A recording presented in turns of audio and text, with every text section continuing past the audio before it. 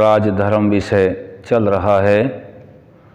सत्यार्थ प्रकाश का छठा समुल्लास जो स्वामी दयानंद सरस्वती जी ने अमर ग्रंथ के रूप में मानव जाति के कल्याण के लिए लिखा है। मनुस्मृति से राजधर्म विषय चल रहा है।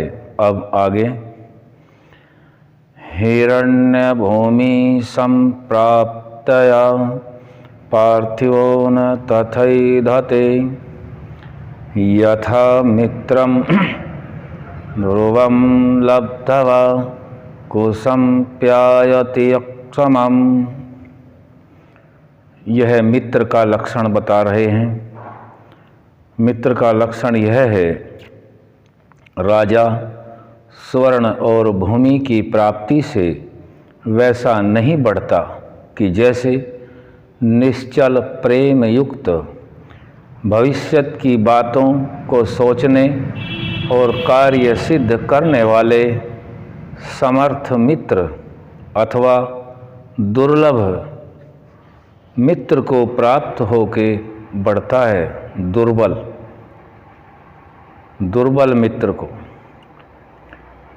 जैसे राजा के मित्र समर्थ और भविष्य के विचार करता होने चाहिए। दूसरा श्लोक है धर्मज्ञं च कृतज्ञं च तुष्ट प्रकृतिमेव च अनुरक्तं स्थिराम्बं लघु मित्रं प्रशस्यते।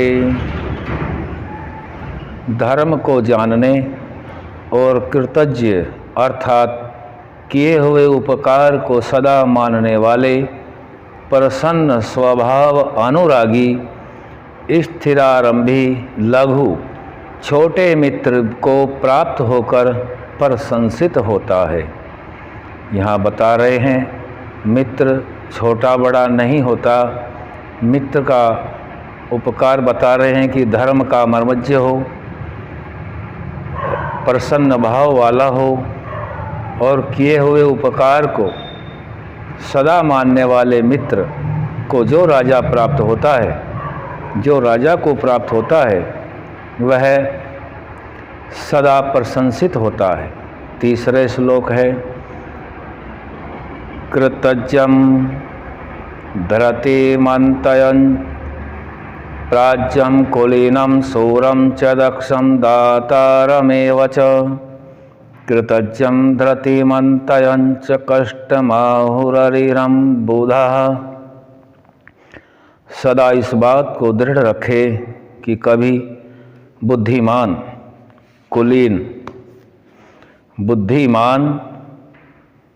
कुलीन सूरवीर चतुरदाता किए हुए को जाननेहारे और धैर्यवान पुरुष को शत्रु न बनावे, क्योंकि जो ऐसे को शत्रु बनावेगा वह दुख पावेगा। राजा के लिए विशेष निर्देश इस मनुस्मृति के श्लोक से दिया गया है कि राजा जो धर्म के अनुकूल बरतने वाले हैं, जो बुद्धिमान हैं, शूरवीर हैं, चतुर हैं, दाता हैं और किए हुए को जानने वाले हैं और धैर्यवान हैं, उनको राजा कभी शत्रु न बनावे बल्कि उनको मित्र ही बनावे। चौथे श्लोक में उदासीन का लक्षण बताया गया है, किससे उदासीन रहना है। आर्यता पुरुष जानम शौर्यम करुणवेदिता स्थूललक्षयं च सतत मुदासीन गुणोदयः। यह उदासीन का लक्षण है जिसमें प्रशंसित गुणयुक्त अच्छे बुरे मनुष्यों का ज्ञान, शूरवीरता, करुणा भी स्थूल लक्ष्य अर्थात ऊपर की बातों को निरंतर सुनाया करे, वह उदासीन कहता है। फिर आगे समझा रहे हैं एवं सर्वमिदं राजासः सम्मन्त्रयः मन्त्रिभिः व्यायाम्याप्लुत्य मध्याह्ने भोक्तुमन्तः पुरं विशेषत। पूर्वोक्त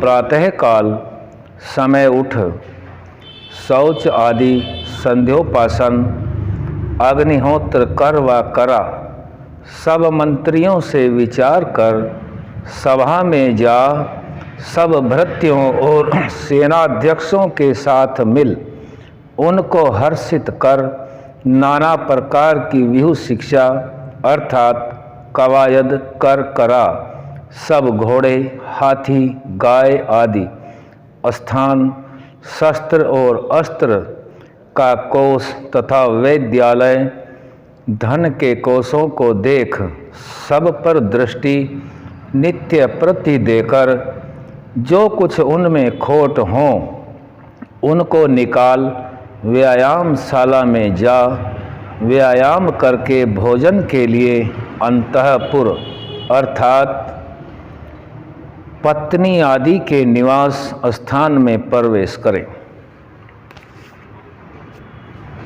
पत्नी आदि के निवास स्थान में प्रवेश करें और भोजन सुपरीक्षित बुद्धि बल पराक्रम वर्धक रोग विनाशक अनेक प्रकार के अन्न व्यंजन पान आदि सुगंधित मिष्टादि अनेक रसयुक्त उत्तम करें कि जिससे सदा सुखी रहें।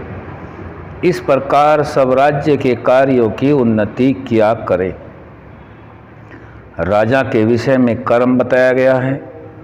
प्रातःकाल उठना, अग्निहोत्र करना, संध्योपासन करना, सेना की सब अस्त्र शस्त्र घोड़े आदि की देखभाल करना, जो कमी हो उसको दूर करना, खोट न हो उसको निकाल देना, फिर पत्नी के निवास स्थान में प्रवेश भोजन के लिए करना और बल पराक्रम वृद्धिकारक भोजन का सेवन करना, यह राजा के लिए उत्तम कर्म बताए हैं। अब प्रजा से कर लेने का प्रकार का विषय चलेगा।